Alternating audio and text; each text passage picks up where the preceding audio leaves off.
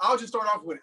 If you guys have been following me for a while, you know that I love to say commitment is staying loyal to what you said you were going to do long after the mood you sent has left you.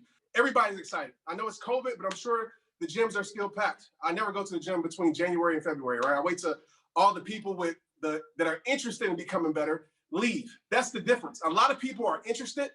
They want to go into this year saying, hey, Jay, man, I'm going to see what's going to happen. I'm going to see this. And there's nothing wrong with that. But do you think Kobe, Michael Jordan, James Harden, whoever you look up to, Muhammad Ali, whoever it may be, do you think they go into a basketball game, a fight, they go into their job saying, I'm going to see how it's going to go? Absolutely. You know what I'm saying? No, not at all. They go in there saying, I'm going to make it happen. And that's the difference. When you're committed to something, you don't care what inconvenience shows up. You don't care what struggle shows up. You don't care what obstacle shows up. And 2020 was a perfect example. And I'll be honest with you, 2020 threw me off, but still, 2020 was still the best year for me professionally, personally, kind of went through some things, but still grew through it because I had a deep reason and a deep why. If your why is not deep enough, I promise your commitment, quote unquote, will fold every single time. So while you're thinking about this right now, what's going to be the reason why you stay committed and not interested? Because I promise you, you turn that switch from I'm going to see what's going to happen if I eat healthy. I'm going to see what's going to happen if I stay committed to rare breed. I'm going to see what's going to happen if I write this book. Did you say, you know what? I'm going to make it happen. I'm going to write the book no matter what. I'm going to start my business no matter what. I'm going to be the best father and mother I can be for my kids no matter what. I promise you, when there is no way, you will still find a way. And that's why commitment is literally my favorite word that I use, because it's something that reminds me, if I want to see greatness takes place, if I want to see legendary take place, if I want to see the greatest me takes place, you know this well, brother, then I have to stay committed on the journey and I have to find deep reason. So right now, I want you, if you have it, if you don't have it, it's okay. But what is your reason gonna be? Like, write it down. And Eric, send me some, actually I got the chat right here. What's some reasons? My kids, my health. For me, nothing wrong with that. Yes. My kids, again, mental health, school, a lot of stuff. This is my grandkids. Yep, family legacy. Legacy. God. All these things. So when it gets hard, because it will, and Jay talks about this, and I'm gonna put you on the spot, bro, to talk about this. Jay always talks about setting traps, because soldiers, when they go into battle, they might get surprised, but at the same time, they're prepared for those surprises. So how can you right now prepare your response when nobody supports you? Prepare your response when you might get furloughed, right? Prepare your response when you might have some sicknesses take place in your life, because that's very key. Touch on that for a minute, bro. So there's two things that I want to kind of say in terms of shutting traps, right? We always talk about willpower, right? At the end of the day, you want to grind, but at the end of the day, willpower runs out, because we're human. Mentally, emotionally, we get drained. And that's when we fall down, because we're completely fatigued about what's going through us when life blindsides us. So when he talks about setting traps, this is the most simple way to put it. If you want to stay committed, you have to design your environment so you can behave in such a way for you to execute.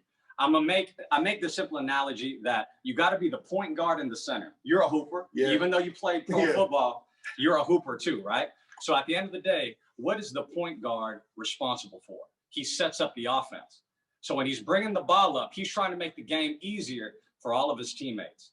Well, in life, you are the point guard and you are the center. So let's break it down in terms of health. I can tell you specifically, at my house, I have cookies, muffins, M&Ms all around my counter.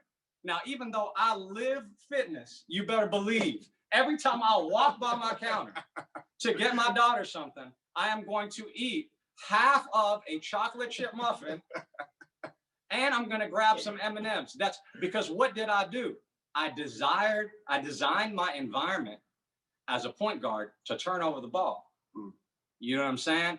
Like, just because I designed my environment that way, I'm set up to lose. And when people are trying to lose weight, they don't think about little things like that. So if I just put those in the back of the pantry and I don't have those visual cues to eat them, and let's just say I put a protein shake bottle right there. Let's just say I put my supplements, my CBD or whatever, right there on the counter. Now, every time I walk up, there are visual cues because I designed that environment for me to score points, for me to throw an alley-oop to myself to win. Same thing. Like when you're working all night, all day, and you have the screen open, you looking at your email, and let's just say the next day you decided not to write your to-do list on the main priority you needed to do. And last night you left your email open with all these emails that are telling you got to do this, that, and the other. So the minute you wake up, a lot of people are working from home, they wipe their eyes, they look at their phone, they walk in, they see the computer, they immediately start working and reacting to those emails as opposed to doing what they were supposed to do. So when you're talking about setting traps, I'm setting up the offense. Everything in my environment, I'm setting up the offense. I have chips and all that in my house, but you best believe I do my best, and I love my daughter. Obviously, we all got kids. So, you know, you kind of put the cheese, goldfish, all that where the kids can get it easy, right? But my point is saying that is I set up my environment where all the visual cues that I need to make the right decisions are right in front of me. And that's how you can stay committed. Design your environment. Remember, throw the alley-oop to yourself. You're the PG in the center. Make it easy for yourself. You know, so whether it's meal prepping, whatever it is, I'm designing my environment the entire time. So no matter what, if I'm 3 months, 4 months, 6 months deep, and I'm start feeling weak, I got all these visual cues to tell me, Pruna, stay the course, stay the course. Absolutely, bro. And I want y'all to write this down and make this a mantra, because when you were saying that, bro, I was like, man, we need these words.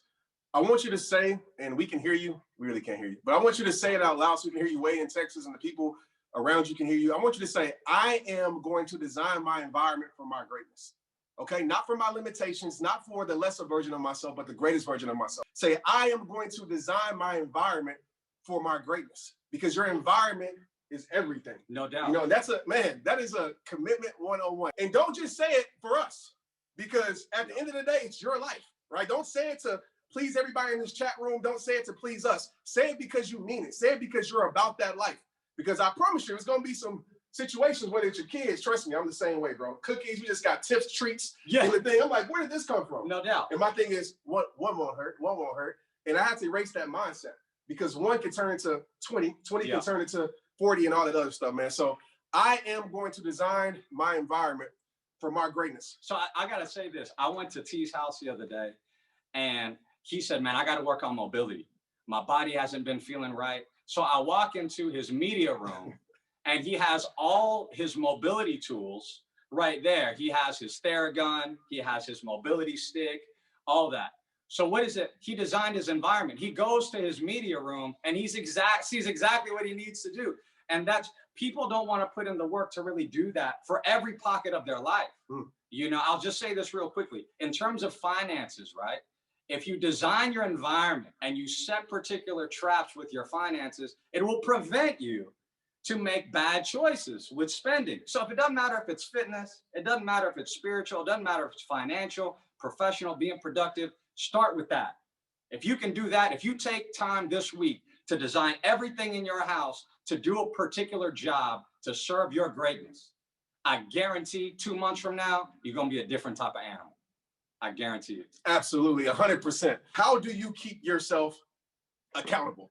Get him, bro. I need you to get right here on him, and I need you to talk face to face on this one. Man. How do you hold yourself accountable? So some people may not even really like this answer, right? At the end of the day, I'm a very faith-driven person, right? So with that being said, you know, I almost feel like I'm slapping the face of my creator if I don't do everything I possibly can to be my best self. So that being said, I talk about setting traps, right? How do I hold myself accountable? Number one, I try my best to tell people what I'm going to do. There's a lot of research. If you tell people that you really care about, that really have your back, hey, hold me accountable. I'm about to write this book. I'm about to come out with this program. You know, suddenly you don't want to just deliver on your own promise. You don't want to let people that you care about down, right? So that's just a simple hack, but it's really just making a deep commitment and a deep promise to yourself to not let yourself down. Because people talk about, man, T, how do you have so much confidence? Or if people ask me that or whoever, at the end of the day, the only way to build confidence is just delivering on your own promise. I guarantee if you just say, I'm going to walk for 10 minutes every day, or I'm going to write in my journal, or if I'm going to finish this one project for work, and you just deliver on that, it gives you a certain internal strength for you to keep going. So I wish there was a complex answer for me to give you in terms of being accountable. But at the end of the day, it's deciding who you want to be in the next 2 months and just making that promise to yourself and not breaking it. So I hope that helps. Keeping that promise to yourself is very key, man, because we make promises to other people. We make promises all the time. Sometimes we keep them, sometimes we break them. And it's almost thinking about it like this, man. Sometimes people ask, like, how do I love myself more? And I just think about this, like, we keep promises to people outside of ourselves, like our kids, right? And we should, and people around us that we really love and care about. So why can't we take that same thing to ourselves if we truly love ourselves? How do you eliminate the urge to conform to the world? I got you on this, all right? I'm gonna try to not be so passionate, but I probably can't help myself because this is just true. And I know you probably heard this before, but even biblically, if you're not a spiritual, if you're, if maybe you have different beliefs, I put it like that. It's okay. We all believe different things, but this is what it comes down to. You have to understand this. You are uniquely and wonderfully made. Okay. That's first things first. Nobody's designed like you. We oftentimes look out to the world. There's nothing wrong with being inspired. There's nothing wrong with being motivated. There's nothing wrong with looking at somebody's life and saying, man, they motivate me to do better. But the problem we have is that we oftentimes compare our lives instead of appreciating our lives. So the first thing you have to do is like, look at yourself. There's 7 billion people in this world, billion with a B. And there's literally only one of you, scientifically proven. There's people that look like you, talk like you, dress like you, may act like you, but there's nobody with your DNA. There's only one of you. If you understand that your uniqueness is your greatest tool for your greatness, you will own that. And listen, the problem that we often have, and I don't know if you've dealt with this, Jay, but I know I have in my life, is that we're always trying to please people. And there's nothing wrong with being a people pleaser. If you have a good heart, I get it. But sometimes we try to please people so much, and especially with social media, right? We see people out there and we're trying to fit in when we're born to stand out. But we're trying to please everybody. And I can tell you this truth. The first step to being unhappy is trying to please everyone else. Trying to please other people is the perfect recipe for you to disconnect from who you truly are. It's the perfect recipe for you to lose the greatness from within you, because now you're trading in who God created you to be, or the world, the universe, whatever you believe in. You're trading in who you were created to be for who the world wants you to be, right? And when you do that, I'm gonna tell you, not everybody's gonna like you. Like, get over yourself. And some of y'all might be like, okay, here you go, Trent, stepping on my toes, but it's the truth. When you realize not everybody's gonna like you, everybody doesn't like Jay. Yeah. Everybody doesn't like me. Maybe I look a certain way, I talk too loud, my dreads, my tattoos, maybe people don't like me. It's okay. I'm not living to be liked, I'm living to live my mission. And I know greatness is often misunderstood. I know me become the greatest me, us become the greatest versions of ourselves is going to be misunderstood. And when you get over that, I promise you, then you will find the confidence to be able to make the world respect your greatness. And so knowing your why, knowing your reason, and knowing your mission, I get opportunities every single day to derail me. In life, in order to probably reach your mountaintop, your Mount Everest, right? Your North Star, you got to get great at saying no to great opportunities. Yeah. And I know that seems crazy at times because, yeah, sometimes you can miss out on things that are meant for your life. But I know in my life, once I got dialed in on what I wanted to be and what I want to do and give to the world, I had to say no to so many great opportunities, quote unquote.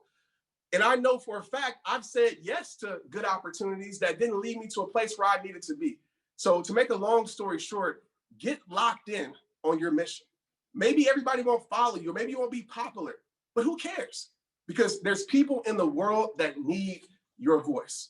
And like I said, people are not gonna like you, but when you live your mission, people will respect you. And to me, that's the greatest thing. How do you fight bad urges? Okay, that's a good one. Yeah. So how do you fight temptation? Yeah. How do you fight bad urges with food and spending? Okay. Now, I'm going to go kind of deep with this. And we always talk about mindset. I'm going to talk about food specifically. I say this all the time. If you really want to change your physique, the first thing you need to do is redefine your psychological relationship with food. And let me tell you what that means. 99% of people in this world eat for these 3 reasons. Number 1, does it taste good? Number 2, is it close to me? Is it accessible, right? Proximity. And number 3, price. That's how people decide what to eat. Does it taste good? You know, where is it at? Oh, that fast food place is right next to me. And of course, 3, how much does it cost? When you start eating and start thinking about, is this food going to make me strong? And you have enough awareness to say, how's this food going to make me feel? Now, I love chicken tenders, but if I eat a bunch of chicken tenders, mashed potatoes, and French fries, I know, like, man, I just know I'm not going to feel good by the end of the night if I go in like I want to go in, knowing I got a big day tomorrow, I got an event coming up. So that's me right there telling myself, this food is not going to make me strong. Absolutely. You know, the second thing, right, is proximity. You've never seen a healthy person who's not willing to drive a couple extra miles to get some good quality food. And same thing with price. I'm willing to pay an extra $2 or $3 if I know this food is made the way it's really going to nourish my body, right? It's organic, it's coming from a good place, etc. So change your psychological relationship with food and even money. It goes the same way. Is this money that I'm going to make, is it going to serve me? Or am I just going to use it just to buy some other stuff that I probably won't use in another 6 months? Yeah. So you kind of have to, you got to switch that light in terms on your psychological relationship towards your fitness, towards your money, etc. And I hope that helps. And again, I'm always start small. I tell people all the time, can you eat a salad 3 times in a week for me? Can you just start with that? So if you can just make a habit of, you know what, I'm gonna make this salad. I know it's gonna make me strong. Then you start figuring out ways to make it taste good. You know, the salad's not that bad. You know, I could add some salmon, add these, you know, these almonds and these, you know, pumpkin seeds and do a little this. Okay, I can do this, right? So start small. You know, just eat some vegetables. You know, start with that salad. I tell my clients, start with can you eat fish 2 times a week? And can you eat some salad maybe 3, 4 times? Let's just start with that. And let's build off of that. Absolutely. So I hope that helps. Absolutely. And oftentimes with spending, and I know just in general, a lot of times we think that we need something, and don't take this out of context, but we think that I know I've been there, where I think I need something externally. Like, oh, I need to go buy this to get in better shape, or I need this, or I need that. And I get those things and it doesn't change anything. Like what you need oftentimes is already inside of you. Yeah. You know, if you really dive in deep. So think about that, because I see it all the time with people. It's like, Trent, I'm missing this, I'm missing that. Only thing you're missing is really diving deep and having a different internal dialogue with yourself. How do you protect yourself and succeed despite the people around you? Maybe it's your spouse, maybe it's your friends. So I'll make this quick. You guys know that half of my messages are about this. But for me, you know, just being honest, not getting too much of my story, you guys know it, but when I started my change, a lot of people didn't get it. So picture this, you know, masculine man, right? Football player, you know, person that loves hip hop, tattoos, dreads, you know, all of those things. And I'm talking about self-love and self-worth. Like my homeboys are like, bro, you tripping. Like a lot of people didn't agree with it. A lot of people were talking about me.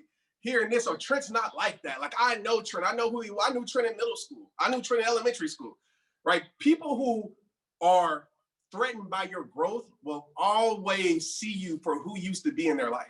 First and foremost, you have to understand that truth. It's just on my heart to say that people, if you are beneficial to a person in your past, like they love that version of you. So maybe you're the person that they went to the club every night, right? They loved you for that. Or maybe you're the person that didn't tell them the truth and they loved you for that. If you were beneficial to them for that, trust me, when you change that, when you try to hold them accountable or you change your life, they're going to find ways to pick you apart, because now their insecurities are being exposed by your intentions, by your growth, by your change. So the first thing to understand is that you will lose people. Okay, it's going to happen. In order to move up, there is some things that you must be willing to give up. But I want you to like sit back and ask yourself, right? This question, this helped me. I'm gonna just put it to you like this. And this helped me gain leverage. I sat there, and maybe you don't have kids, right? Maybe it's yourself, maybe it's a future, but I always say if you can find something or even someone, it needs to be yourself, but you can find something externally to really live for, and to really like say, you know what, I want to better my life for this. So it was my son Tristan. And so I had a whole bunch of homeboys, right? And I would silence my greatness to make other people comfortable. How many of y'all do that? right? You got some success and you got success guilt and you silence your voice because you don't want to make other people comfortable. You got a blessing in your life. You don't want to tell anybody because you're afraid to offend them. Only people that aren't good for your life, I will get offended by your growth. Remember that. Okay, so for me, I had to ask myself, do I want to get to 90 years old, 80 years old, right? And live in regret knowing that I live my life pleasing some people probably that could care less about my life. And if they did care about my life, I live my life doing what I wanted, doing what they wanted me to do. The number one regret, Google this, is when people get to the end of their life, the number one regret is that they didn't live for themselves, they lived for other people. So I said, who's more important, my son Tristan or my friends? And I said, are these people really my friends if they're getting offended by moving forward? When it comes to your spouse, I'm gonna be real. Don't go hit up Maria. All right, you can. I'm gonna be real. Just being honest. Like Maria at first, she didn't get it. She didn't. Like she was like, what's rehab time? Like, what? You gonna do all these? She didn't get it. She didn't talk down on me, right? And she didn't say you're stupid for going for it. But she didn't get it. And I'll tell you this too. Why is it so hard to say this? Sometimes people won't support you in the way that you want them to support you. You got to understand that. Maybe they're supporting you in their way. So Maria didn't get it. And I was like, dang, like she ain't really rocking with me like that. Like she ain't really sharing my videos and doing all these things. And then I realized that she supported me in other ways. But I realized this truth too. It wasn't for her to get. It wasn't her vision. It wasn't my friend's vision. God gave me the vision. So how can I expect other people to see a vision that God didn't give them, or that the universe, whoever you want to talk about, didn't give them? And so I said, it's on my job to realize that nothing can stop me except myself. And I started to put in that work. And then as it started to grow, as I started to prove myself that I really believed in this, then other people believed in it too. So I'm not saying that she didn't believe in it. She couldn't see it, nor did I expect her to see it. And I'll say, if you're having a spouse situation, I don't know if you want to, anybody can chime in. I don't know if you got stuff to chime in for. But if you have a situation with your spouse or with your friends, you got to understand, man, it's going to be hard. But you can't let that stop you. I'm not saying to, separate, have a conversation and say, babe, or whatever you call your husband or your wife or your girlfriend, boyfriend, say, hey, this is what I want to do in my life. This is what I'm going to do in my life. And I need you to support me. Maybe not by showing up at every event or whatever. I need you to support me by giving me the peace of mind that I can just go for it. And when you communicate with people like that, and when you understand how to really communicate with your significant other, oftentimes you can break through a wall that was hard to break through before. I'm gonna just use this quick analogy, right? Especially if it's your spouse or whoever it is that you feel is a significant person in your life that you can have this type of conversation with, right? Let's use your spouse. You have this triangle. It's a trinity, okay? My wife is named Samantha. Hi, Sammy, my queen. I'm on this side of the triangle, and I have my wife on this side of the triangle. At the top of this triangle is our highest self, or depending on what your faith is, this is God. If I am every day, every year, I'm taking steps towards the highest version of myself, right? There's still this huge gap between my spouse and I. But if we have that talk and make a commitment, and we take steps closer to the highest version of ourselves, towards this apex, towards God, whatever it is, as a byproduct, we are slowly getting more intimate, more focused on each other, and closer together. And when we're at the top, we're unbreakable. Absolutely. So when you talk about that with your spouse, think about that particular analogy. Think about that trinity and think about where you are on one side of that triangle, where your spouse is, and have you had that conversation? The question is, how do you protect yourself and succeed despite being people around you? I'm not even going to talk about the spouse. Seek those people out. He talked about his personal story. I ran a business a couple years ago that I sold, that I walked away from. I used to wake up at 3 a.m. and I would drive before the world would wake up. And I would listen to gentlemen like him, people like David Goggins, people like Jordan Peterson, Simon Sinek. And those were the people that I could feed off of. Jocko, all these different people that you see in this industry, all these different coaches. And I was alone with them. And then I would go in my office where there was nobody there, and I would just learn every bit of finance, leadership, business, fitness. And I would sit there for 2 hours. And before I woke up, this is what's so funny. It'd be 6 in the morning. I'm run out in the cold. Nobody's there. And then I would have to run an errand at 8:30. And I would go out in the field and there was traffic everywhere. And I've already been up for like 5 hours. And I'd say to myself, why is it so busy? And I was like, man, this is when the world really starts. But my point in saying that is, I didn't have anybody. It's that self-reliance. It's that just that solitude that breeds this different level of strength. And I'm not telling everybody to wake up at 3 in the morning. That may not be your job. I'm not doing that anymore, especially with 2 kids, you know. But at the end of the day, it was that solitude and that self-reliance that I was able to kind of just breed a different type of strength that carried me to the next level of my life. And now somebody I used to listen to is my partner, my brother, my family. So think about that. Think about that. Hell yeah, bro. Hell yeah. Straight up.